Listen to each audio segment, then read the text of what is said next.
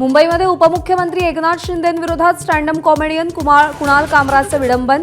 शिवसैनिकांकडून habitat स्टुडिओची तोडफोड। कामराविरुद्ध प्रताप सरनाईक, मुर्जी पटेल यांच्याकडून गुन्हा दाखल।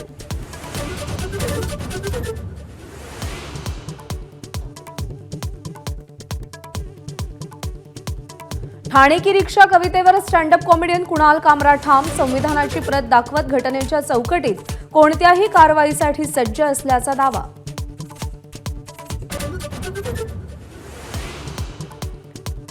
कुणाल कामरानं बोलताना भान राखायला हवं, त्याचं वक्तव्य शिवसैनिकांना रुचणार नाही। गृहराज्यमंत्री योगेश कदम यांचं वक्तव्य। कायद्याच्या चौकटीत कठोर कारवाईचाही इशारा। कामराचा शोध सुरू असल्याचा दावा। प्रत्येकाला बोलण्याचा घटनादत्त अधिकार, पण मतही योग्य पद्धतीनं मांडावीत। उपमुख्यमंत्री अजित पवारांची कामराच्या विडंबनावर प्रतिक्रिया। पोलिसांचं काम न वाढवण्याचाही सल्ला।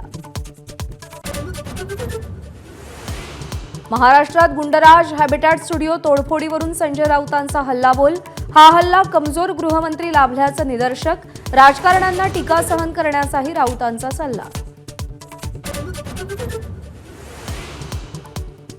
कुणाल कामराच्या गाण्यावर शिंदेंची शिवसेना आक्रमक, तर ठाकरेंच्या शिवसेनेकडून कौतुक।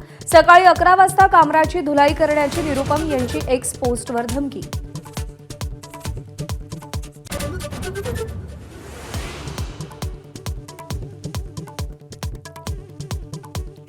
नागपूर दंगलीचा सूत्रधार फहीम खानच्या घरावर अखेर बुलडोझर। नागपूर महापालिकेचा संजय वाघ कॉलनीतल्या घरावरती अनधिकृत बांधकामावर हतोडा।